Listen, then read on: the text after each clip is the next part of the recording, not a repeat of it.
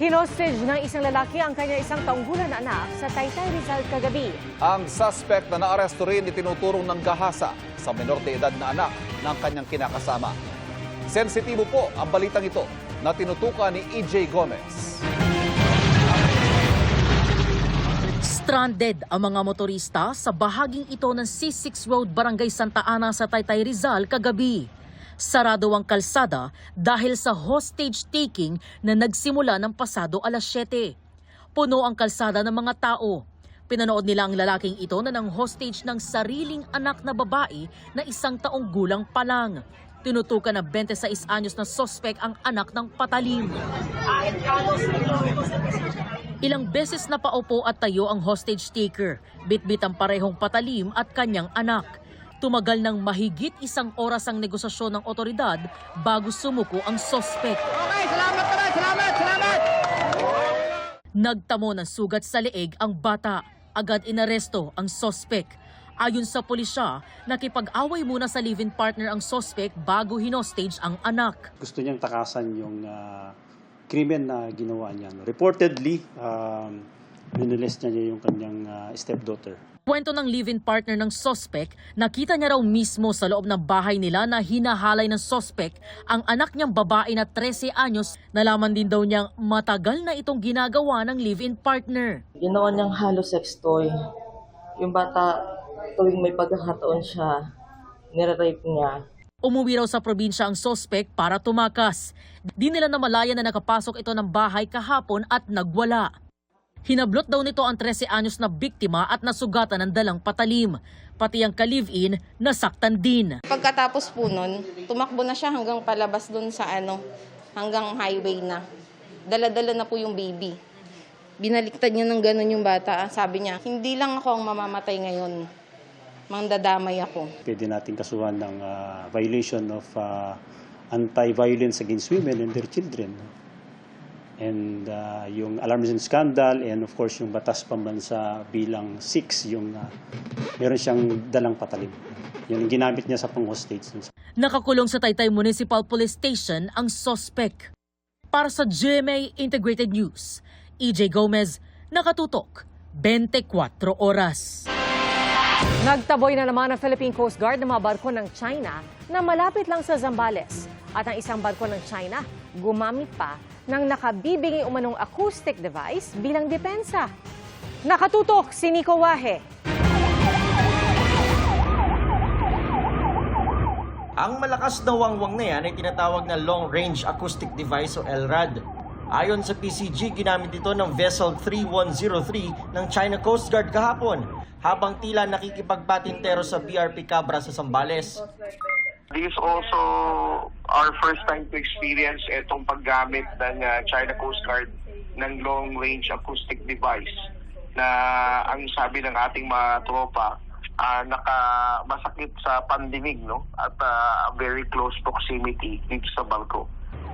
Paraan daw ito ng China para itaboy ang BRP Cabra, lalo't nasa di kalayuan ng CCG Vessel 5901, ang tinaguriang monster ship ng China.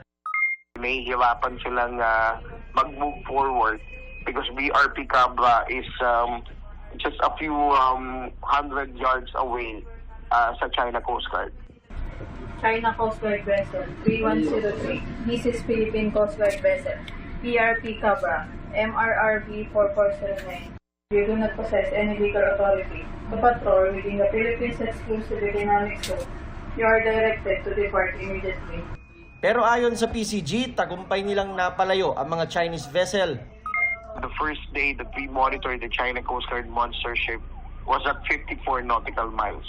Ngayon, we were able to keep them away at a distance of 90 to 95 nautical miles. Ayon kay Defense Analyst Dr. Renato De Castro, gray zone operation daw ang ginagawa ng China.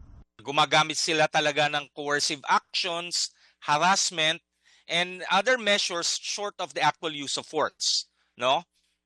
Although wala talagang paggamit talaga na tinatawag natin kinetic or lethal use of force, nevertheless, this is an indication ng talagang hostile yung action nila, no? Talagang nakakabahala. Pero sa ngayon, hindi pa raw niya nakikitang sasakupin tayo talaga ng China. Paninindak lang daw talaga ang ginagawa ng China, lalo't alam nila na mas malakas sila sa atin. China ang merong pinakamalaking Coast Guard sa buong mundo, 700 ships.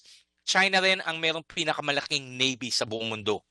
Hindi lang tayo sinisindak, inuudyukan pa tayo. Inuudyukan tayo. Kaya nyo bang magsimula? Etong kakayanan namin. Subukan nyo lang. Sa kabila ng mga pangaharas, patuloy raw na magbabantay ang PCG sa West Philippine Sea.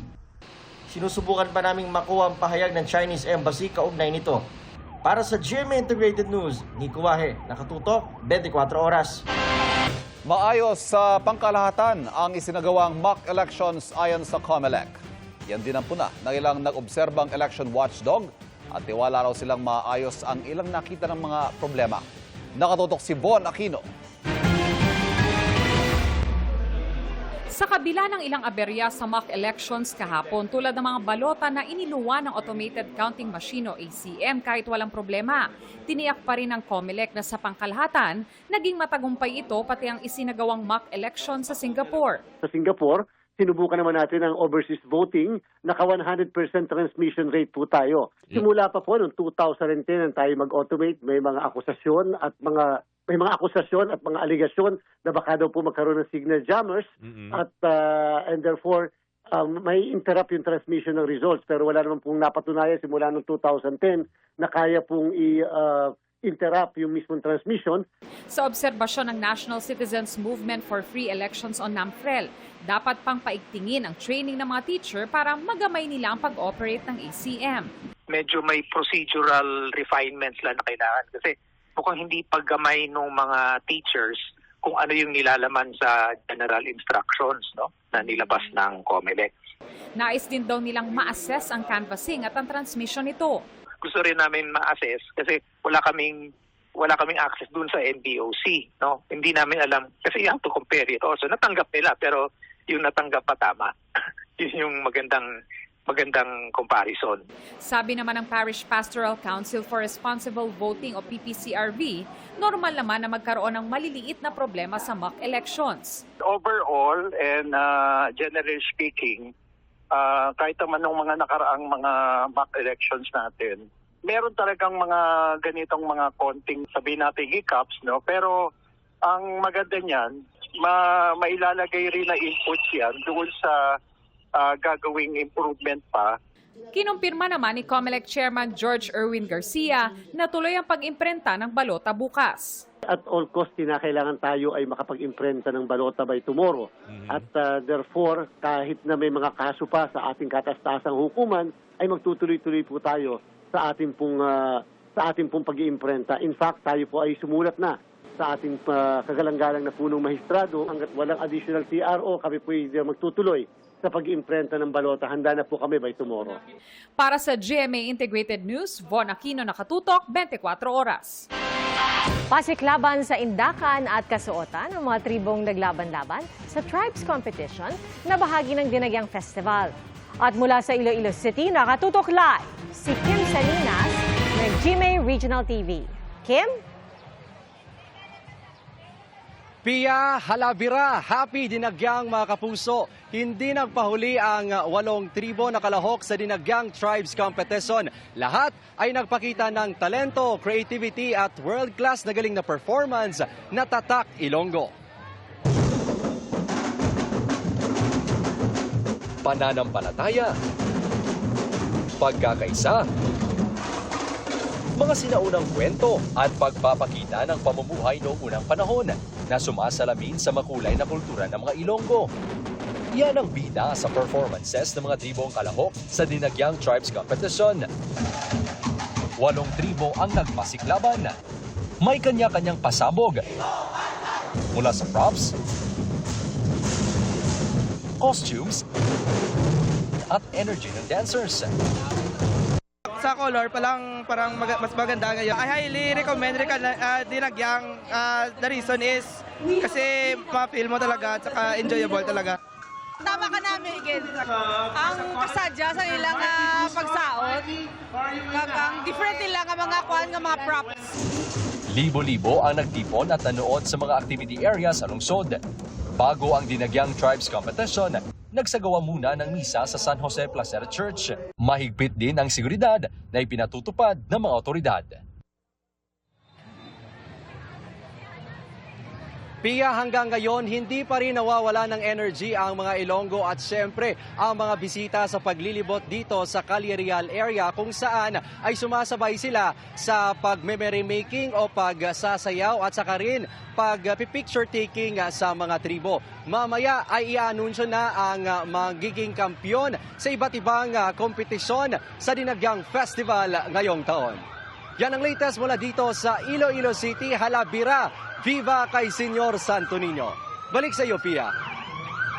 Halabira, madamo nga salamat. Kim Salinas ng GMA Regional TV.